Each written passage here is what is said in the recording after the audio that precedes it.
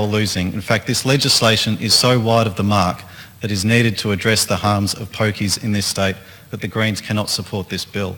It is incredible, in fact, that this bill is even up for debate given the extraordinary allegations that have been made against Crown Casino and the operation of their pokies.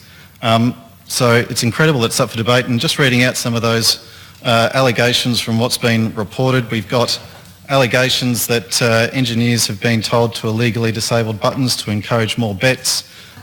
We've got allegations that patrons were given plastic picks to jam buttons down for continuous spins on pokies. We've got machines having allegations that their machines have had their play history cleared to reduce mandatory payouts. We've got some machines apparently paying out well below the compulsory rate of 85%. These are just some of the allegations that have been levelled against Crown Casino, and in fact, not just Crown Casino, but the regulator itself of failing to properly address these issues when it came to their attention. So it's extraordinary that we're actually debating this bill that will set the framework for how pokies are licensed in this state for decades, when these allegations are yet to actually be properly investigated and the truth come out about these allegations. So our message to the government would be either to go back to, or at least wait until these allegations about Crown Casino and the regulator have been properly investigated, either go back to the drawing board and come up with something better, or negotiate with the Greens in the upper house to come up with some changes to this bill that would actually properly reduce the harm from pokies in this state. Now, where this bill is a missed opportunity is that it maintains the existing number of pokey licences for decades, and again there's some confusion as to whether these unused licences, I think there might be around a few hundred around, that these could actually be added to the tally. It maintains these numbers when these numbers should actually be reduced. And certainly I think we should be looking at a figure of around 25% where we can be reducing pokey numbers in this state. We've got the licences being going from a 10-year licences to potentially 20-year licences. This is when we should actually be reducing the length of those licences. I think, 10 years, maintaining it at 10 years would have been good. I think we could go even further down to 5 years, so we can actually be reviewing those licences much more quickly, and certainly giving councils a lot more power in deciding when pokies are put in their communities. These are the communities that are assisting problem gamblers. They see the effects of problem gambling, particularly with pokies, and certainly they need to be given a very strong formal legislated role in being able to decide where and when pokies go into their communities. We've seen FPOS withdrawals, the limits placed on FPOS withdrawals being touted as some big major benefit of this legislation. The reality is we got rid of ATMs from pokey venues some years ago, and I think that was something that my colleagues in the upper house were pushing for in previous terms of Parliament.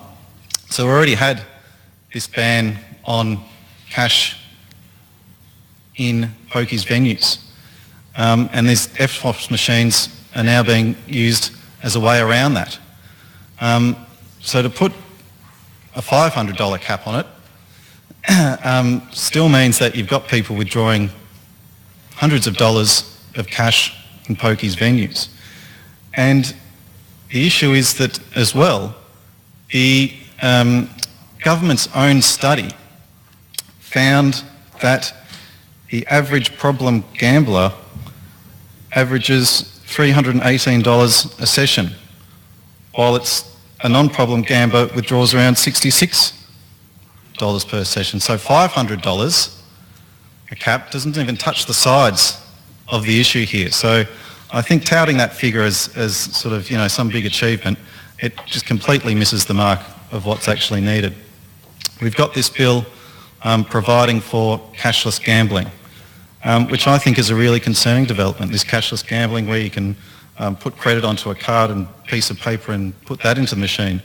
My real concern is that people will lose more, that this will simply just churn more money back into the machines, and is being pushed by the pokies industry as a way of squeezing more money out of problem gamblers. We've got a change to the 50-50 rule between clubs and hotels when this should be maintained. We've got increasing the maximum of hotel entitlements by one operator when this needs to be reduced. So this bill certainly misses the mark in terms of what's required to effectively address pokies in this state. There are a couple of things that I think we'd like to keep. Unlike the member for Burwood, I thought his speech was going okay until he complained about the increased taxes paid by the industry. I think we could keep those. I think that's something we'd look favourably upon. And it also doesn't put the poker machine entitlements up for auction. There are, however, a whole range of policies and proposals that could be put in place to better reduce harm from pokies. We could be seeing venues closed for a number of hours today. I think my understanding is that they need to be open for 20 hours a day. That could be reduced. Give a bit of breathing space to problem gamblers. We could be looking at making sure that all machines are low intensity. And I know the Productivity Commission has done a lot of recommendations, a lot of work around this, making sure that instead of high intensity poker machines, we've got low intensity ones with maximum losses of around $100 an hour, a load up limit of around $20 that can be loaded into the machine, jackpots of no more than $500. So I think that's some certainly worthwhile proposals. We've got dollar bets, and that's something the Greens have been pushing hard. In fact, I remember we introduced legislation in the previous Parliament to set a maximum dollar bet limit. I actually came in for that debate. Unfortunately, it was voted down by both the government and the opposition at the time. We've got people just hitting those buttons, and this is generally the non-problem gambler. Having dollar bets is not going to affect them, but it's going to address problem gambling, where you can actually reduce the maximum that can be lost for an hour from about $840 down to around that $120, $100 mark. Again, this, or from the figures what I've been given, 88% of recreational gamblers already spend less than $1 per spin. So this isn't going to affect the average punter, but will have meaningful effect on reducing problem gambling. We could certainly look at mandatory pre-commitment again.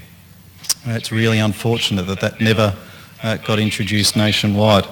And certainly it'd be very good to have a mandatory pre-commitment, not this voluntary pre-commitment, and certainly not a voluntary pre-commitment that, from my understanding, will be combined with a rewards card or some sort of loyalty card with venues. That is deeply, deeply concerning.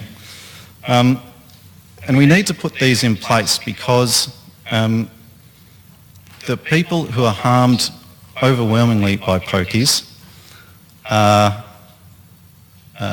disadvantaged communities where the harm is the most. If you look at, for example, the councils in my electorate, you've got about $28 million lost in Port Phillip, $23.5 million in Stonington, and this is I think that's a pretty large amount. But then when you go, say, to Dandenong, $119 million. Werribee, $97 million. The City of Casey, $124 million. And so it's these areas where there is disadvantage that we're getting the most harm from pokies. And I do feel even in my own community, where we do have pockets of disadvantage, it's those people who are most affected by pokies. There's also been established a link between family violence and problem gambling. The Royal Commission into Family Violence found there was a clear link between problem gambling and family violence. And so certainly we would be hopeful that in addressing family violence, which I know this government, in fact all parties are committed to, that we could make sure that addressing problem gambling is a part of that response, because we know that relationships are being damaged, reaching crisis point, families neglected, trust lost, dishonesty, concealment, conflict, all those things are contributing to family violence. Now, we also need to stamp out the influence of the gambling industry and their political donations. We know that Crown Casino, the gambling industry, have donated tens of thousands of dollars to the Labor and Liberal parties, and certainly we welcome the changes to political donations laws.